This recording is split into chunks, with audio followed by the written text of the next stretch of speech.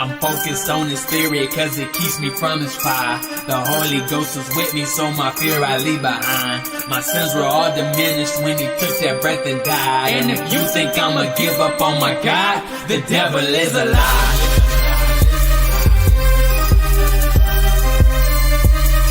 The devil is a lie.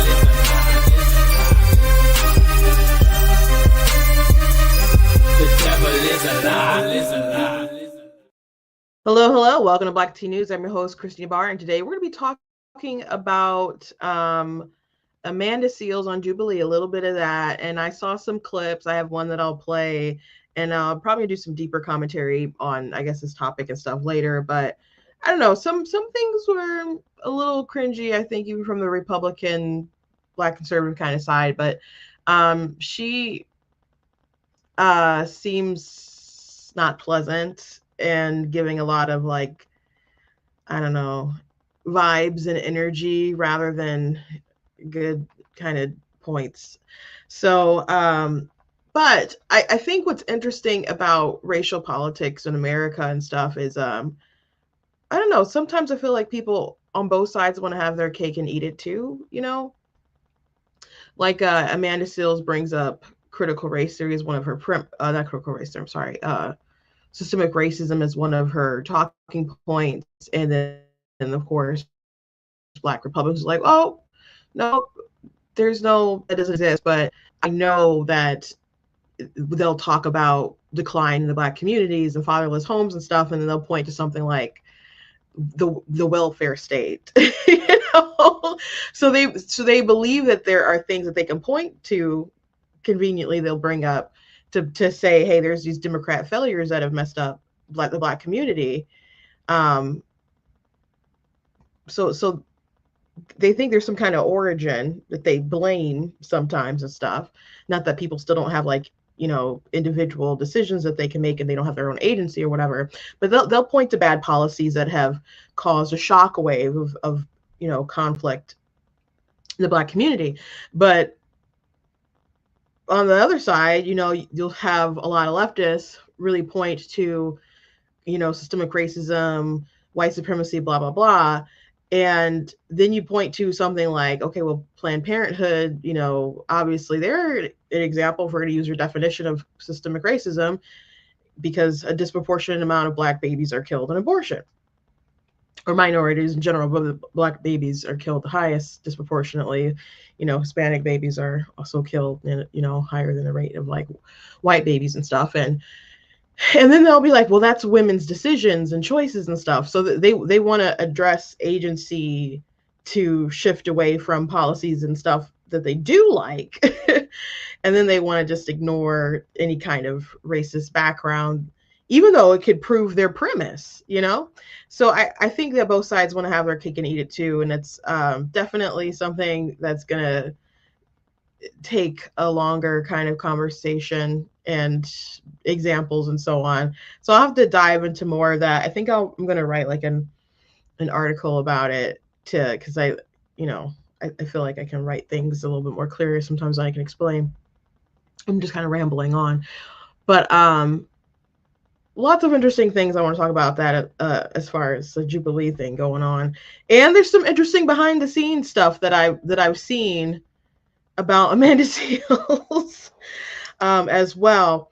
Also, I want to talk about that male cheerleader online. The NFL's letting in some male cheerleaders, and one guy is just really flamboyant, and people are saying, oh, well, I thought you guys weren't into gender roles. At least he's not in a dress. Who cares? He's still dressed like a man.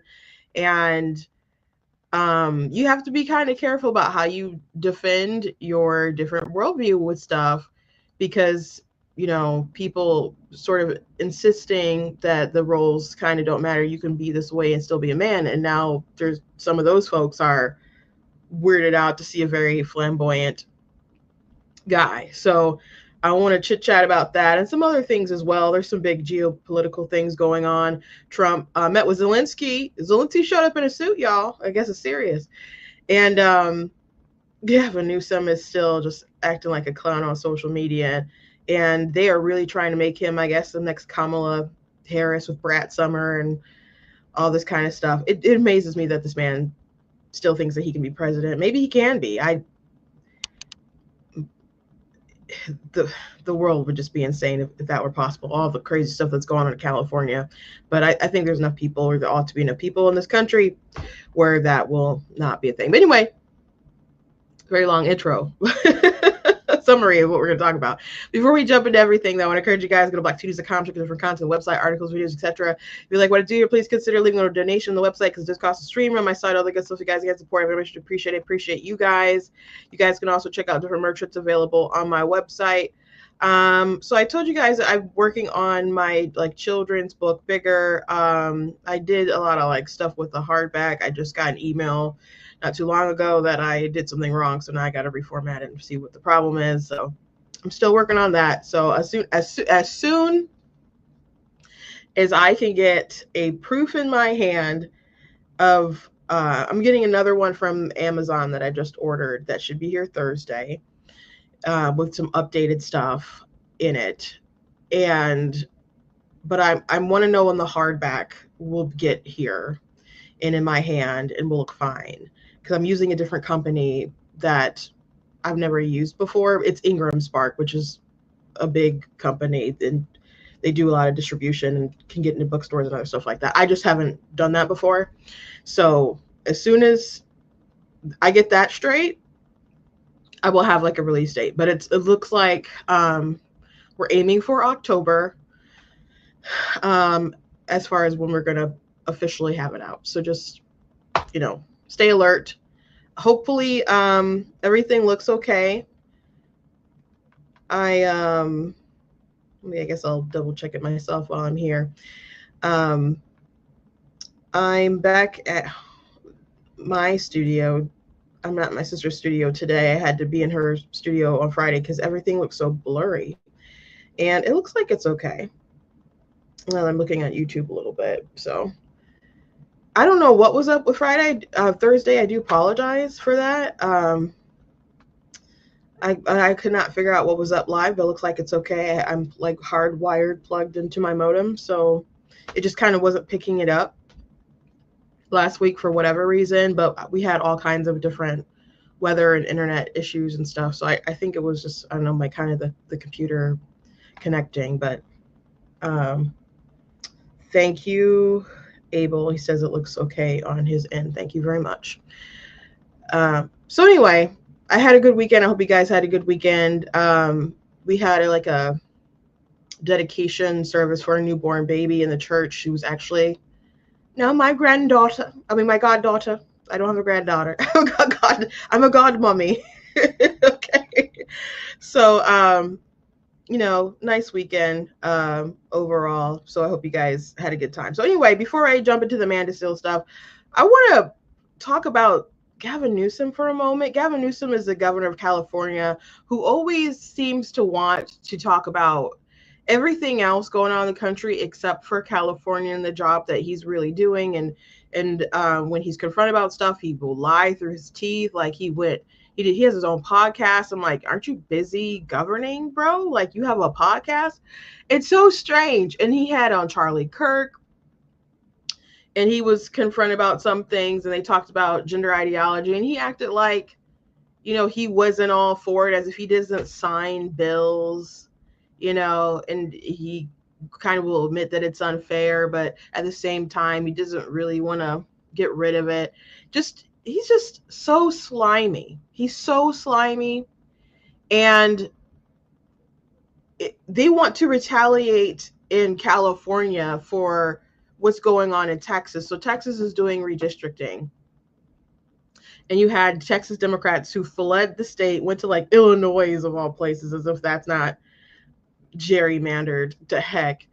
And Gavin Newsom was like, okay, if they're going to gerrymander in Texas and change these districts, then we're going to do it. But the problem with California, though, is California, they change how they redistrict, and there's supposed to be an independent, quote unquote, commission that's supposed to draw the maps. And they're supposed to do that, every couple of years or whatever. I think it's like 10 years. And so they are not up on that. And it's not supposed to be the legislature that does it. It's supposed to be this independent commission that does it. Like in Michigan, we now have an independent commission that does it. So does California. So Gavin Newsom is going to ask the voters to suspend what they've already changed in their constitution as far as how they redistrict, so they can draw up a new map, and the new map that's proposed is going to get rid of a bunch of seats that are Republican in California. It's one of the most craziest and corrupt things that I've seen. I saw a post from Arnold Schwarzenegger. He was like working out and he's like preparing, like gearing up for this redistricting fight. So you might see a battle that's like, I'm assuming Arnold's going to take the don't do that, that's crazy position against Newsom. So we might be looking at a Schwarzenegger versus Newsom fight about this. The people of California, based on polling, don't seem too keen on that idea. Maybe they won't go along with it if it lands on the ballot or whatever. And Gavin Newsom gets to say, well, I tried to fight. I fought my hardest and I do this. And, you know, because apparently just going out and making yourself look like a fool, but looking busy is what's attractive to Democrats, as opposed to actually getting things done and having good policies. Whatever, I don't know. But they're really trying to boost him on TikTok and make him look cool. And a lot of folks, you know, think he looks cool and handsome and all kinds of different stuff. So I saw someone on X do this comparison of Gavin Newsom versus JD Vance. And I'm assuming that people think that that's going to be the next matchup or whatever. I think just because JD Vance is the vice president right now doesn't mean that he's going to be heir apparent. Trump hasn't said that he's heir apparent, and Trump can't control who the people choose to be the heir apparent anyway. Cool is not transferable. Donald Trump has endorsed many people who've made it through and won elections, but many people sometimes he endorses are people who are going to win anyway, so he can beef up his numbers. And there's been plenty of people who he handpicked basically, and they failed spectacularly.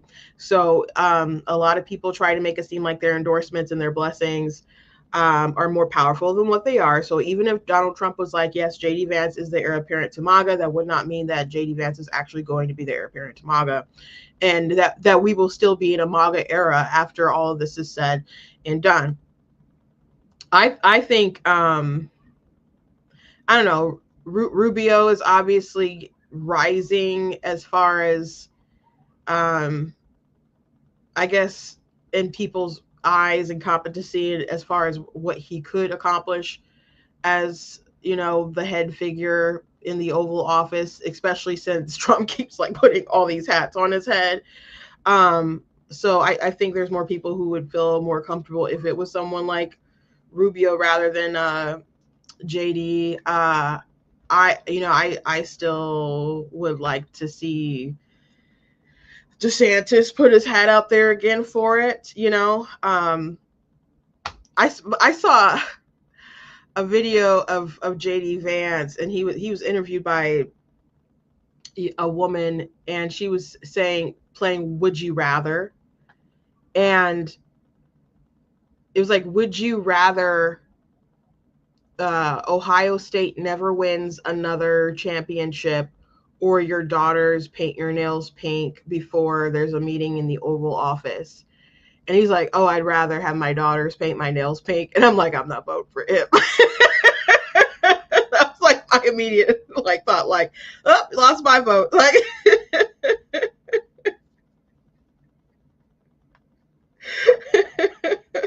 like I don't know. I know he's a younger dad with young kids and stuff. And maybe it's just because I'm a, you know, millennial. I don't know. My dad is a Michigan man, but if I asked him the same question and it was, you know, there's just no way his answer would be, yeah, paint my nails pink. I just like, I don't like it. I don't like it. But Anyway, people are seeing this as like the matchup, and so they posted this picture of a young Gavin Newsom versus, you know, a young JD Vance, who, you know, Gavin Newsom comes from a wealthy background. Like, I think he was like gifted a winery, and, you know, JD Vance comes from the most dysfunctional background with a mom who was into drugs, and he had to be like raised and taken care of by his grandmother. He has an extraordinary story. Like him or dislike him, JD Vance has an extraordinary rise to the position that he's in today. It's a wholesome, like, great American comeback story. And I know he wrote a book about it. I know it's in a movie. I've never seen the movie. I meant to watch it, but I assume the book is better. But I haven't gotten to either one. But his story is just really incredible. And so when people are comparing, like, oh, this is what JD Vance was in high school versus Gavin Newsom, come on. You're just ignoring a lot of context. But I thought that Chip Roy's comment here was really, really funny. He said the guy on the left looks like he would lock down an entire state with mass mandates, force vaccines, and outdoor restrictions, then throw himself a party at the French Laundry, because that's exactly what he did. That is exactly what he did. Gavin Newsom also retweeted this as well, and all he said was, "I miss this scarf." Let me see if there's any other interesting ones. Yeah, someone said Gavin Newsom versus JD Vance after high school graduation. He's JD Vance serving this country.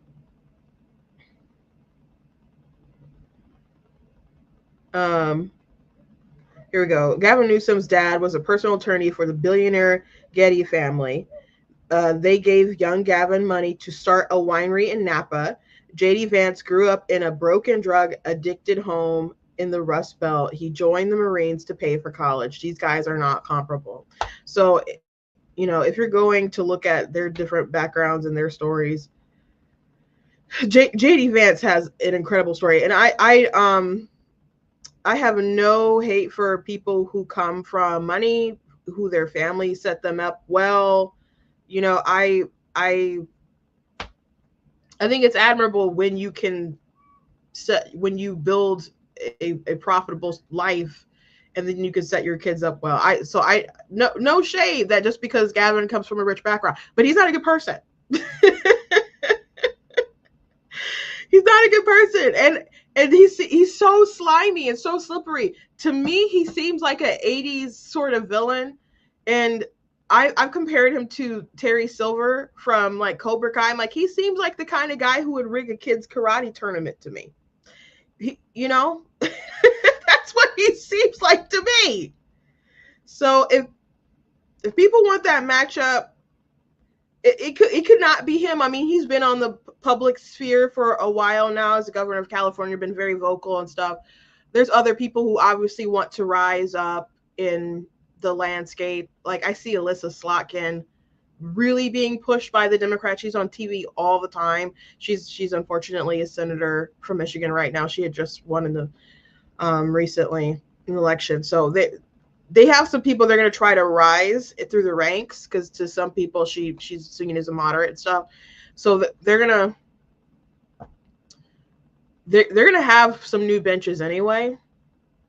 I don't know if it's going to be Gavin. I know he wants it so bad, but they still got like Josh Shapiro, which, by the way, Josh Shapiro was picking on poor Little Sisters of the Poor, and they're still in court.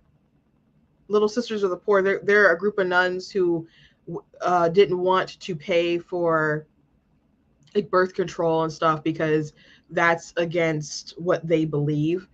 And even if they could get exemptions to write to like out to their employees, like, well, we don't believe in this, here's an exemption, you can go through the government to pay for your birth control. They're like, no, we don't even want to do that because we are still technically helping you get this thing. that we don't support. So I'm like, okay, well, I can understand that, and I respect their decision. And instead of people respecting that, you had Democrats who were trying to come at them and destroy them for years and make them comply with violating their faith. So Josh Shapiro was one of those people who were involved in that fight. Of course, Obama was, and other folks as well. So a lot of these people who folks think are moderate, I just wouldn't say that they're moderate. Anyway, let's talk about this Jubilee video. I don't think if I play this that it will pause the stream. I think they will probably dock me for copyright. So this probably just won't be monetized or available for that, but it's okay. So Amanda Seales, she was a Nickelodeon star back in the day, and she fancies herself to be an activist. I've seen people on TikTok like, oh, Miss Amanda Seales, y'all don't know her. She about to eat, and she ate them up, and blah, blah, blah. I haven't seen anything yet where, I don't know, I'd be impressed. And you just said, pretending like someone doesn't have a good argument isn't you making a good argument? And I'll just show you guys this clip. You can give everyone here like a $50,000 job, especially people that are in the streets who are committing violence. They're talking about reparations, by the way. That's the context of the conversation. Crimes consistently. A $50,000 check, it's not going to fix anything. It's not going to increase the median household income in the next 10 years by 10% or 20%. For example, we have the Chinese Exclusion Act of 1882. We prevented Chinese people from getting citizenship and even entering the country. We discriminated against them and basically put them under apartheid, even here in the United States. Yet they have the highest median household income. How is that possible? How come they don't complain and feel entitled consistently to beg for reparations and beg for this when they are killing each other 90% of the time, which is the rate that Black people kill each other, according to the FBI? Oh, young Matt. Yet white people are the oppressors. I'm not sure where your education came from, but they lied to you. Stats don't lie, though. Statistics lie all the time. So let's start there, particularly when the statistics are coming from the sources that gain from the statistics being shown a different way. So if you're going to start your argument on stats don't lie, you've already lost the argument. They lie all the time. One, comparing Chinese people who are immigrants that made a choice to come to the United States and comparing the continued effort of Black people to ground themselves in a nation that continues to make impediments for them to show and live and exist in their true citizenship is a false equivalency. I don't believe that happens at all. No one here is in. Are you acting right now? Do you really believe this? I'm telling the truth. There's no systemic racism that I've experienced here in America. What system is racist? I think the only racism we've actually seen recently, systemic racism that we've seen, is the application of systemic racism against white people. The University of Western Washington, for example, has been trying to segregate dormitories using Black-only dormitories because Black people feel safer amongst each other, but they're more likely to kill each other than white people are ever to kill them. That's just the truth. You have King Von rapping about killing other Black men. Why should I think that the white man is the oppressor when Black men are more likely to kill me? Oh my God, this is scary. You need to think about me as your mama. Do not talk to me in that fashion. So let's check that now. Okay. So on a basic level, we have to understand that systemic racism is grounded in the realities that Black people have not been considered an equal human being in this country since its onset. So there's simply no way to make the argument that there isn't systemic racism. And we have seen in very clear ways the system operate in an organically racist way. Do not cut me off. Okay, so yeah, people, when she does the whole, theatrics isn't debating. Like a couple weeks ago, we watched a clip of Dean Withers. He's a big TikTok debater. He had a guy on, I don't know why people call in or do TikToks to get it up and debate with Dean. I wouldn't ever debate with Dean as long as he had control of the mute button and was they're just really, really annoying. Like how they manage the mute button or interact with people who are giving them gifts and other things like that. It's just really I don't know if there's a better word than annoying, so we'll just leave it at that. But there was a father who was saying that children can't consent, and he meant it as, he was saying that he would protect his kids and wouldn't put them in a situation where something bad could happen, like where to them, period. But if someone was going to do something with them, they can't consent to it one way or another, because children can't consent.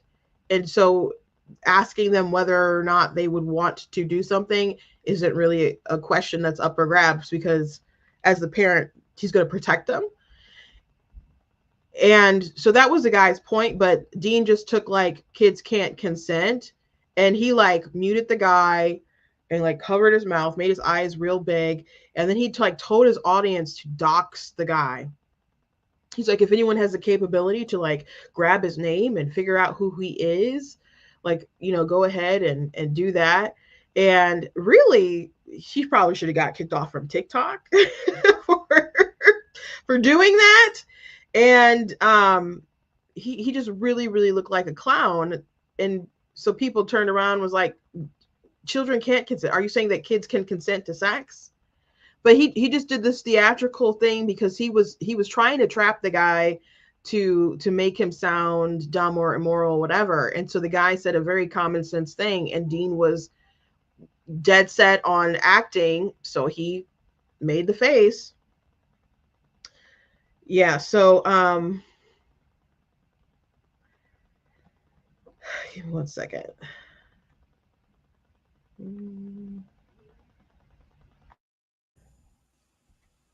Okay. Does that sound better? Katrina said my audio sounded like it was coming from the laptop and not the mic. I don't know why sometimes it clicks back. I apologize. I didn't check it, but it should be good. It should be good now. Okay. Thank you. Thank you very much.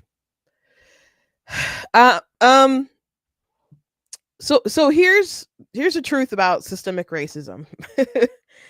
And because I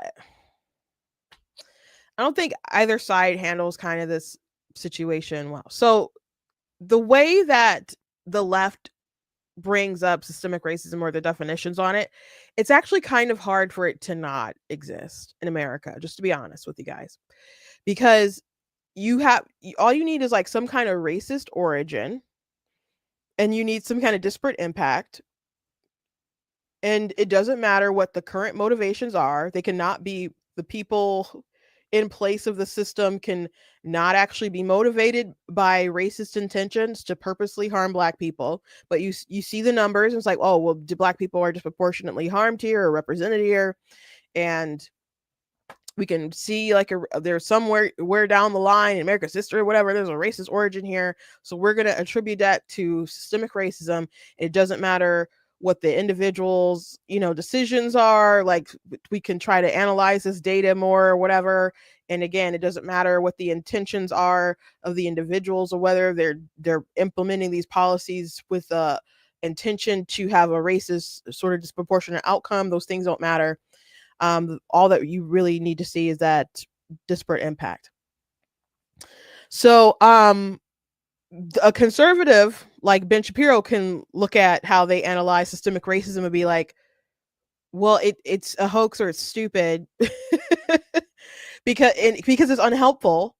Because if you're going to look at a number and say, okay, well, Black people are disproportionately represented here or whatever, and we need to dig into why that is. And he'll say, if we can find racism, then I'll fight it together, because racism is an evil thing. It's an evil thing and we need to stop. So if there's some kind of actual racist policy enacted, which would probably be illegal, Civil Rights Act, and I don't know, other sorts of things that are set in place, people should be prosecuted, people should go to jail, and we need to make sure that justice is done. Let's work on that together. But if there actually is no sort of racist reason why some of these things are happening, maybe there's some cultural things going on. Maybe there's just some individual reasonings going on that account for the numbers being disproportionate. Like someone in the comments of this video posted on Twitter said that no, she smoked him, and like how did she smoke anybody? And so she brings up, I guess, you know, people being arrested more black people being arrested more during the day than at night, because I guess people can see clearer that people are black. I don't see why they couldn't also know that they're black and not white at night. You know, I mean, maybe in some cases, I just don't see why that would make a huge difference if someone's, especially if you have someone like who's really, really kind of light versus someone who's just darker. I don't know that the daylight would make a huge difference in that. So anyway, I replied to that person. I said, could there possibly be another explanation to that discrepancy that is not racist? And I brought up in New Jersey, there was a study that was done because there was a lot of black people being arrested and for traffic violations and other things like that. So they wanted to observe like the turnpike and stuff and see why this was the case. And so what they found out is that black people were speeding more. Black people were speeding more. Black people were admitting to speeding more. They just speed more, or they just sped more. So if you're speeding more than all the other races for some reason, and I don't know what the explanation for that is, that's just the data or what people admitted or whatever. If you're speeding more and you're giving the police more reasons to stop you, they're going to stop you more. So that discrepancy isn't really rooted in racism. I guess maybe it could be, but it seems more likely, and what's more fair to judge is that they're actually being stopped more because they speed more. So could there be something, some reasons, behavior wise, personal decision wise, that maybe leads to some of these discrepancies? Now, if I was sitting down with Amanda Seales, or they got into a conversation about, systemic racism or whatever, I would say, okay, well, based on your definition, and again, I already said, based on their definition, it's just kind of hard for it to not exist. But the most evident example would be abortion in America. That's the most evident example. You have a history of eugenics. The biggest abortion mill in the country, Planned Parenthood, was founded by eugenicists who wanted to limit the population of minorities. Okay, so you have this racist origin. And even when, Planned Parenthood continued on after her, you had eugenicists, who also took it over as well. It's ingrained in their history. You have a disproportionate amount of black babies that are killed in abortion. So there's that. So there's your disparate impact. So how is that not systemic racism?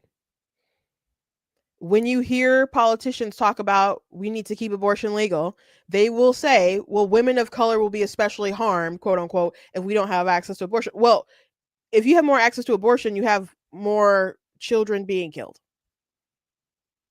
And that's, if more black women are having abortions, that means more black children are being killed. I think that's a harm. I think that's a negative. You can disagree, but it seems very strange when you have these politicians, getting up there, or my governor, Gretchen Whitmer, tweeting like, we need this for women of color. I'm like, specifically for women of color? It seems very strange. Seems very odd to me. it seems very odd to me that 56% of abortions in Michigan are from Black women killing their children when we're only 14% of the population. That seems very strange to me. And am I saying that everybody who works at Planned Parenthood or all these abortion mills are deeply racist and trying to kill Black people? Well, they are trying to kill Black people, but I don't think specifically just Black people. But are they just like deeply racist, and that's why you're seeing those numbers? It doesn't matter. It doesn't matter. If you look at their worldview, it doesn't matter. We see the effect and we know the origin. It doesn't matter. But even the way that they market their materials, you'll see a lot of stuff that's geared toward minority women in their advertisements, whether it's Black women or Hispanic women. It's very, very, very geared toward minority women. And it could be because they're looking at their customers and they see their numbers of who are getting them, and so they keep trying to really market to them. Some of those, I mean, they have these abortion clinics usually in, you know, urban communities where you'll see more minorities, and they could just be advocating their products and their services to who they view as their customers, and they kind of, I don't know, lure them in like predatory lenders, same day loan, cash advance kind of stuff. But they do that with abortion clinics, you know. So it could just be like marketing on their part, predatory marketing on their part, but with no like special malice toward Black people or Hispanic people. You know, it's all for the dollar. But it's obviously an example of systemic racism. I would say the most like evident to me. Like, can you name an example that's better than that one? And when I will bring that up, the response from the left will be, well, no, those women choose to do that. Yeah, and if we had a conversation about people being desperate and going to predatory lenders, you'd probably still think that those were bad. You know, that people feel like they have to be in that situation, and then they get tacked on with these high interest stuff, and they just get into a continuous cycle. People would tend to think that's bad. But when Republicans or Black conservatives want to analyze the data and see, okay, is this disproportionate number here happening because of racism, or is there some individual reasons people with agency are making to why this is the way that it is? People will roll their eyes like, oh, here we go again. Yeah, because we want to know how do we solve the problem if we don't actually understand it? That's the real issue. If we're just pointing to racism, what if it's not actually racism? What if it's not racism? And we don't have the answer. So the folks on the left, if I could point to a systemic racism thing that goes against the thing that they like, they want to deny it and start looking at the motivations, the reasons, etc., the way that Black conservatives usually look at this stuff. But to be like, oh, none of this stuff exists, I haven't experienced, you know, the white supremacy and all this other stuff. Well, maybe you haven't. I've experienced a lot of racism but mostly they're from like liberals. They could be white, they could be Black. I think we too quickly dismiss some historical things in the country and their repercussions. I think it's right to not advocate for a victim mentality, for sure. And to just be like, oh, the whole system's got me down and this is the way that things are. No, you got to keep fighting. You got to keep plugging away. All kinds of different people meet different obstacles. But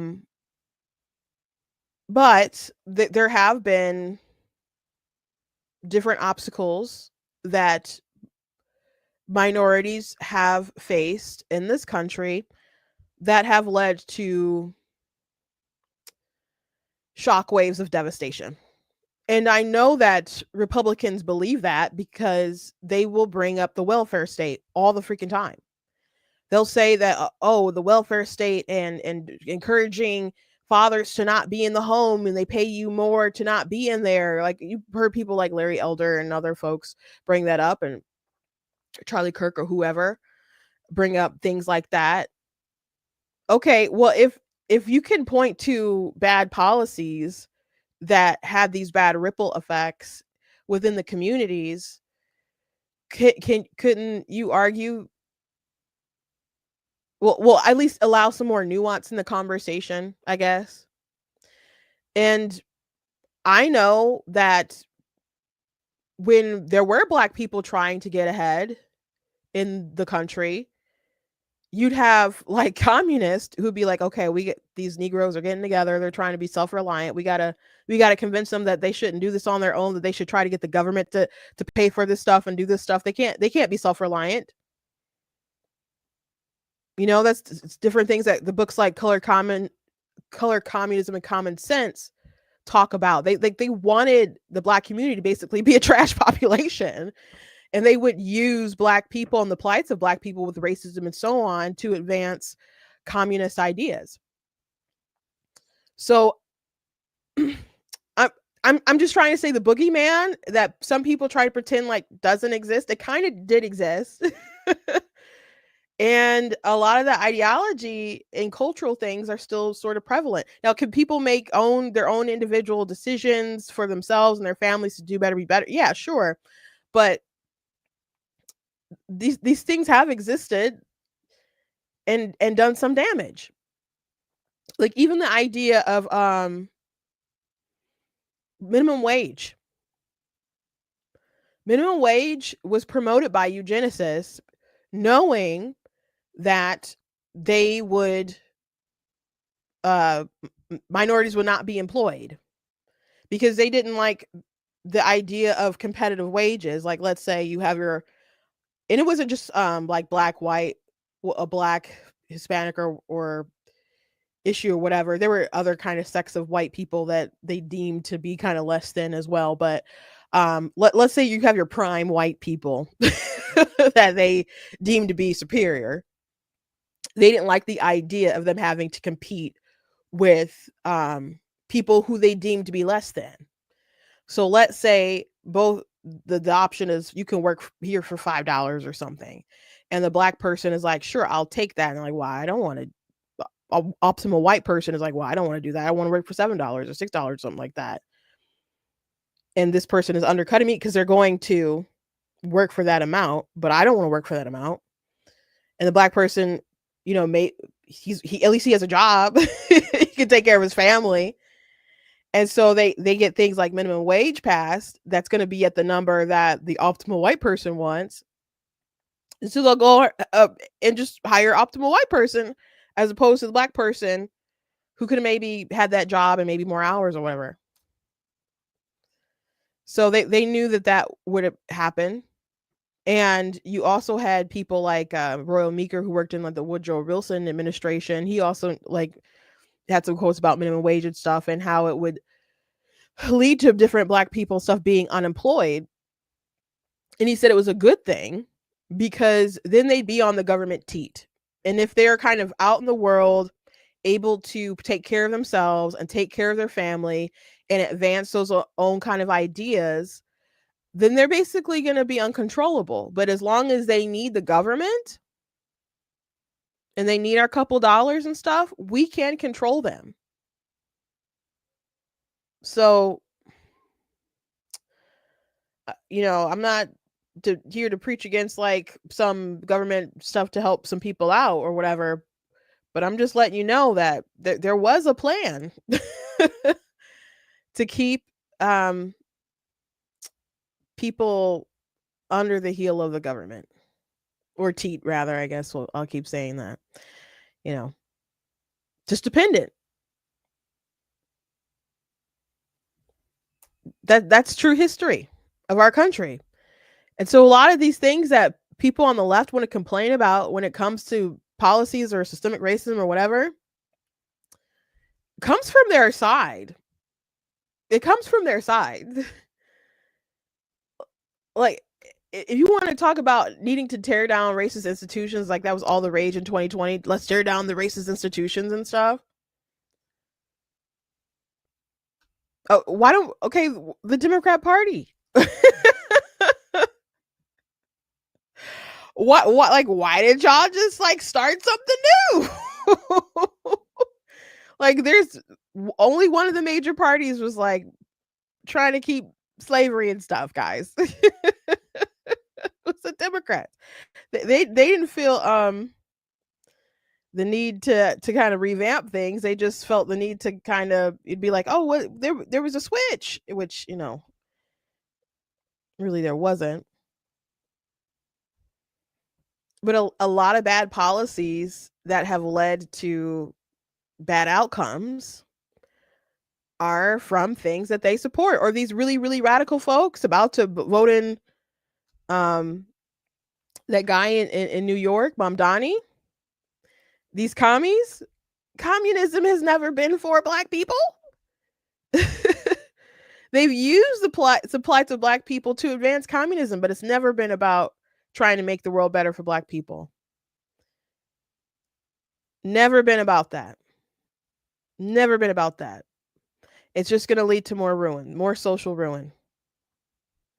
So I think there's more opportunities for conservatives, especially Black conservatives, to kind of look at the history of some of these things, to at least point to some of these bad things and say, hey, your side is responsible for a lot of this stuff. Your policies are going to lead to more social ruin. Like, we do need to be self-reliant, and we need to not be victims and so on. And we need to fight racism where there is, but we need to understand that the call is coming from inside of your house. If you really care that much about it.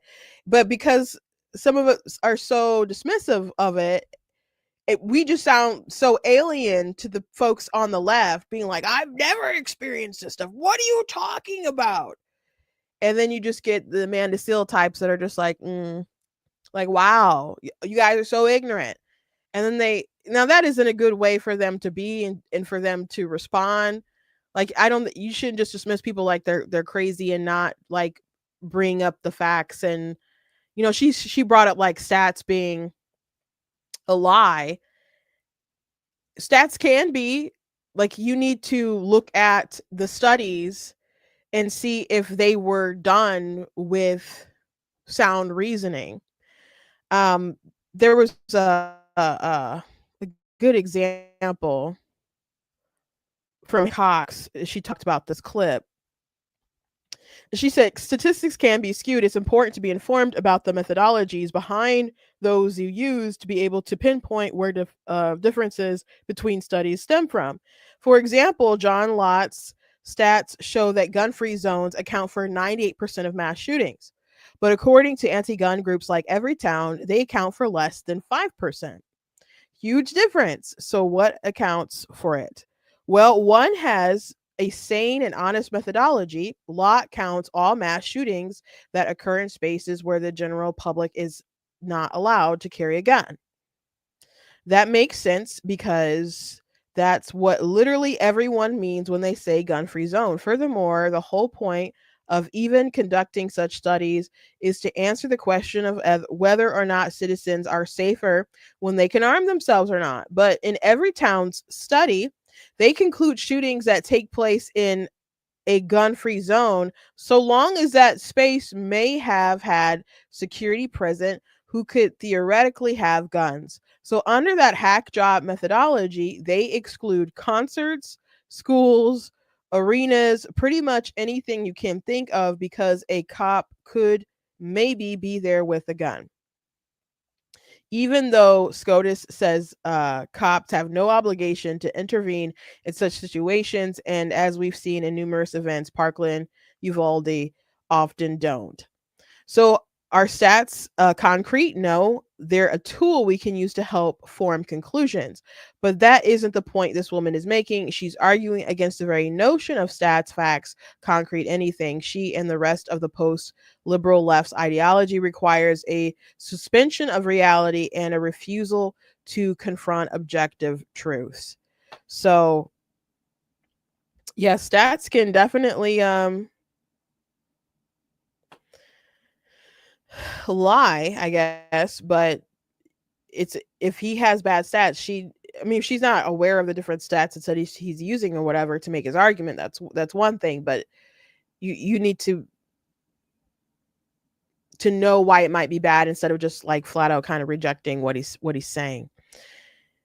And then sometimes people will just kind of omit information, like in the Turnaway study, there was a lot of articles about it that came out. Now there's some really flawed methodology in the Turnaway study, and people like Secular Pro-Life and other groups have talked about how their methodology, kind of failed good scientific rigor.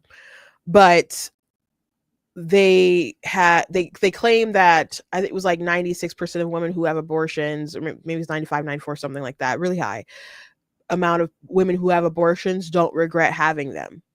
And so that was in so many different headlines, a couple years ago. But one thing that they didn't really report is that like 96% of women who are turned away from abortion, like they're not allowed to get one for whatever reason, that they don't regret not killing their children. Now, I think that's a far more important statistic. I think at the end of the day, women will try to cope with whatever decisions that they ultimately make, which, by the way, I've heard many women talk about not regretting their abortions. I can't tell you a time where I ever believed one. Now, sometimes they might, relief can come in waves, just like grief and other things can. But I've never heard a woman like be very convincing when it's like, no, I'm glad I had my abortion. I'm like, okay, sure. You seem stable. But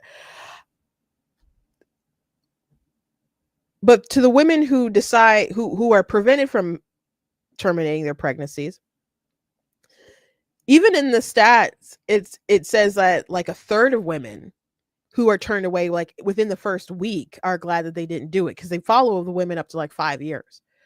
So if 1 week of saying, no, you can't do this, and women would be like, oh, I'm glad I didn't make that decision, it just kind of lets you know how much abortion access really harms women. Because at the end of the day, if these women would likely raise their children and just love their children and they'd be alive, that would obviously be the moral thing to do, to just make sure that they can't have access to abortion.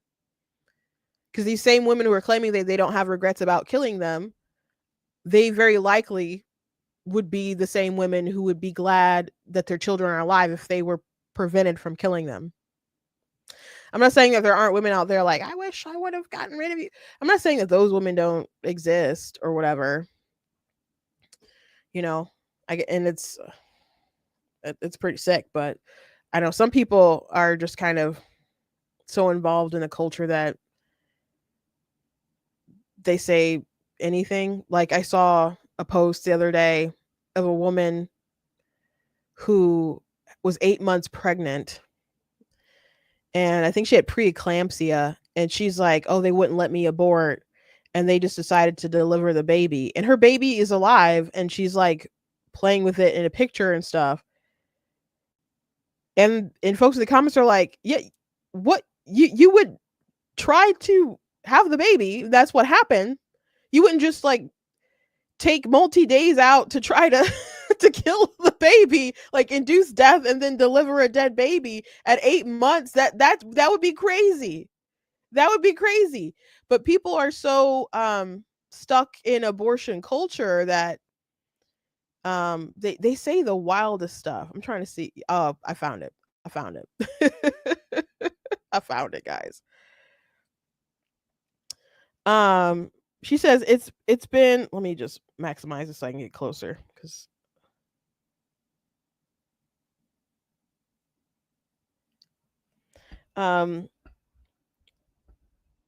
but it's me in Idaho hospital, 8 months pregnant, the day the overturned went into effect, looking into my oldest eyes while being told the baby is fine, so we're not going to do anything for you.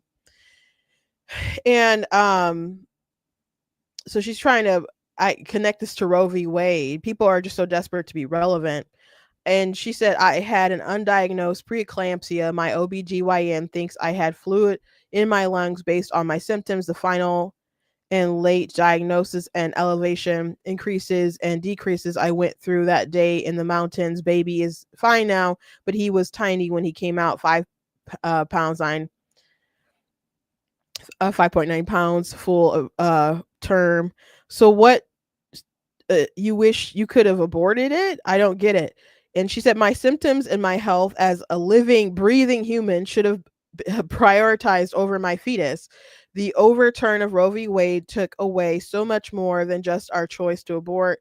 I'm sure you don't get it because you choose not to.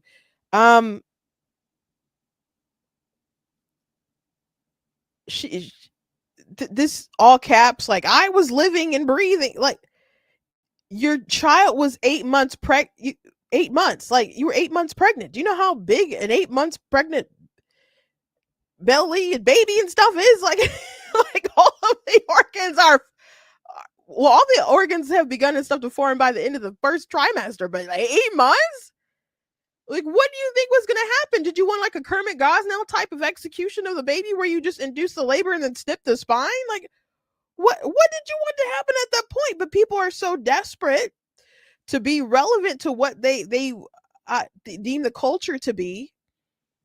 Like, oh, everybody else is talking about Roe v. Wade. I want to be relevant, so I got to mention how these things, even though they had probably nothing to do with the fact that they saved you and your baby, and then to be holding your child, kind of wishing that you could have killed them at 8 months. That's bizarre. It's bizarre. But that is our culture. Just so broken in the brain. Anyway, I want to talk about something that's causing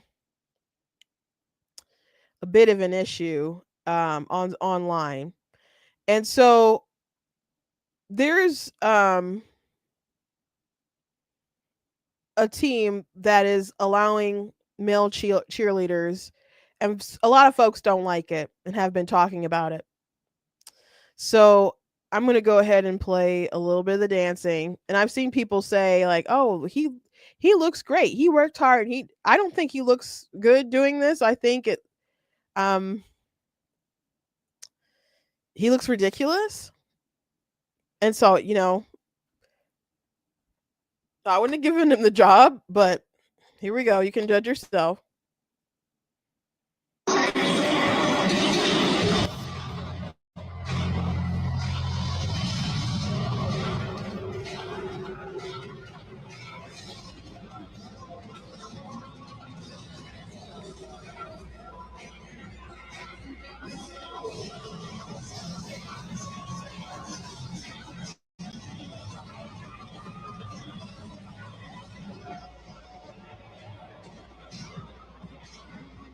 I'm just going to turn the sound down because it's kind of just distorted anyway. Yeah, so I think he looks ridiculous, especially, well, I don't know if it's especially, but next to the women. It's just choreographed for women. He's doing their same steps. I don't think as well, because it's not designed for him. Not everything is for you. And there's been a conversation about like, should there be male cheerleaders? I think male cheerleaders is fine.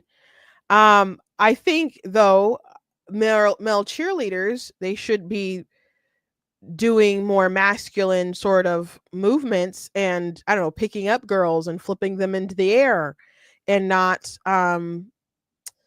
doing moves that are designed for women that have curves and are feminine, and he just looks wacky. He just looks wacky, and some people are just like, well, at least he's not in a dress, and you know, I I thought it was fine if men are effeminate and et cetera, et cetera. That doesn't still mean that well, I don't like dudes being like super effeminate, but some guys are just more effeminate than females, you know? I mean, not more than females, or I guess some females maybe. But just I guess naturally I will say just a bit more effeminate than like the average Joe. And that doesn't necessarily even mean that they're gay. You know, some dudes are just kind of more effeminate. But that doesn't mean that you can't go on and do dance moves that are still like centered in the male category, and that you should be getting up and making the same moves as a way that a woman would do. And Inez Stepman said the debate over this shows the weakness of the argument of the TERFs, and those are trans exclusionary radical feminists. I think that's what TERF stands for. And some of the on the right who were using the trans debate that if a girl is a masculine, it doesn't mean she is a boy, etc. True, but insufficient. Femininity and masculinity are not randomly assigned attributes. And generally speaking, it's a good thing for women to be feminine and for men to be masculine. Obviously, you can get too essentialist with this idea, but treating them as independent variables is even more nuts.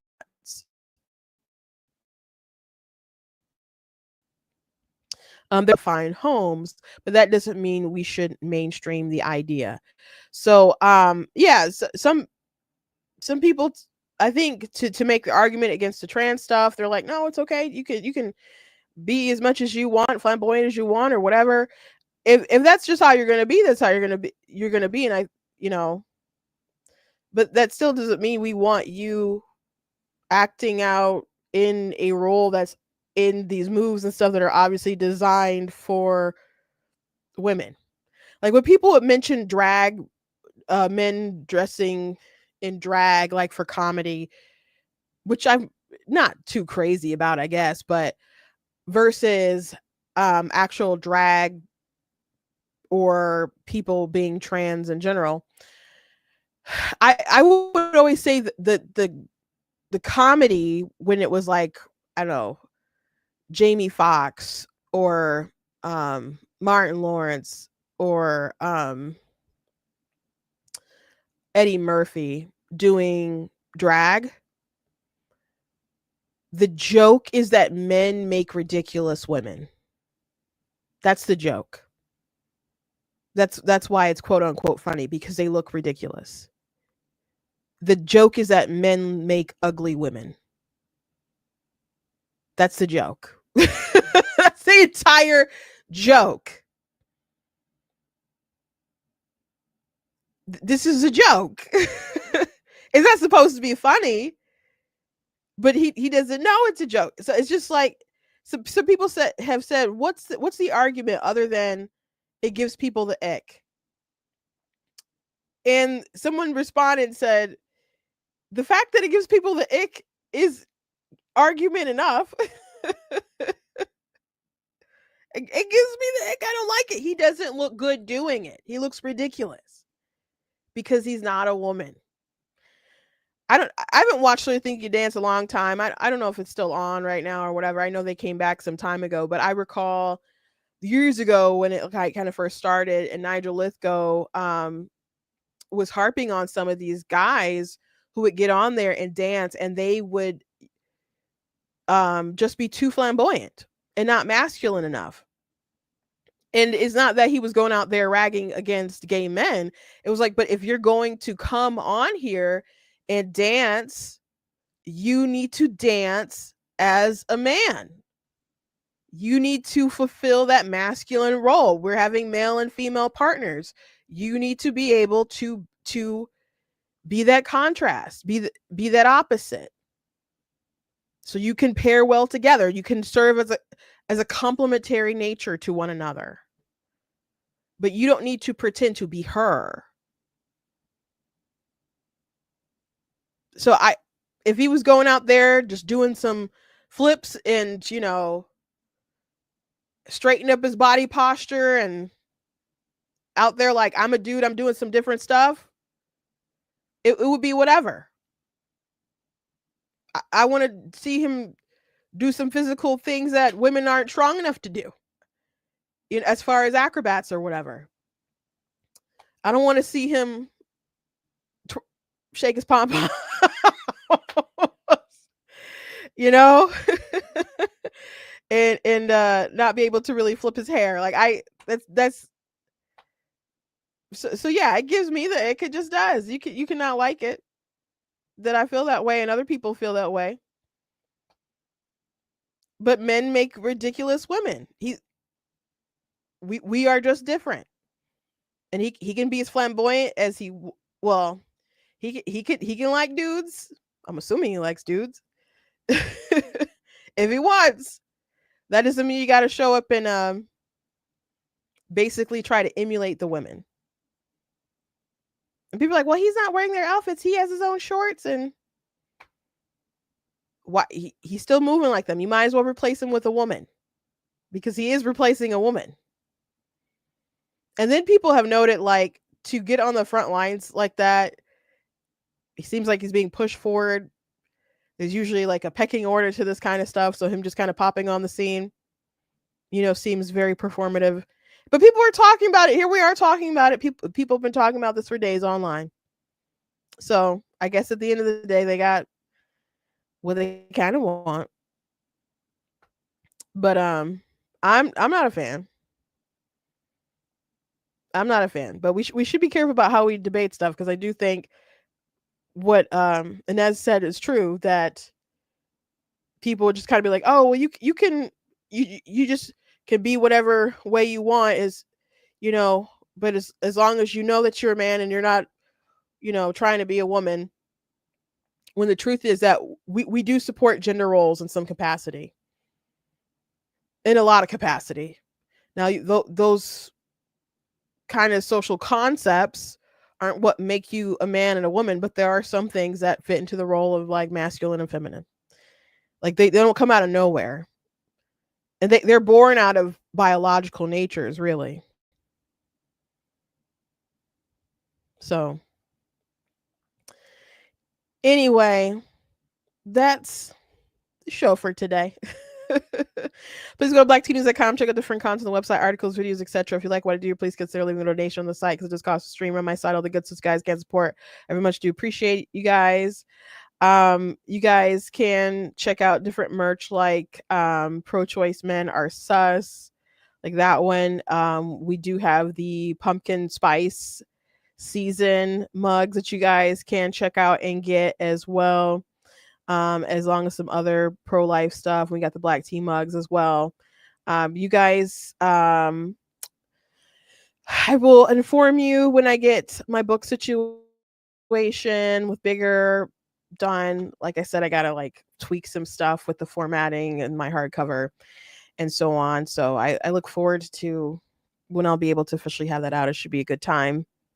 And I'm really, really happy with the project. I did this is really cute. I got the idea from my nephew. I've told you guys that when he was little, he'd go bigger and bigger and bigger and bigger and bigger. So that's where I got the idea about, oh gosh, what if there's a little dinosaur and he just wants to get bigger? So I had asked him before, I'm like, should I have a dedication page? And I'm like, Daniel, would you want that? Or he's just like, you know, kind of made a face like he would totally like it. So I'm like, okay, I'm going to put it in there. So I showed him my files. I have a new proof of that on Thursday, should be here. And so I showed him the digital files and I showed him his name where it said For Daniel. And he just smiled so big, but he did say thank you. He just, you know, was kind of blushing and, you know, trying to be cool like kids do. He's 10 years old, but you could tell that he was just really, really happy about it. So I was so glad that I I put that in there. I also put in a page in the back about like my mom and stuff too. So it's going to be a good project, and I look forward to telling you guys when you guys can pick that up. Anyway, thank you guys for joining me today, and I'll see you next time.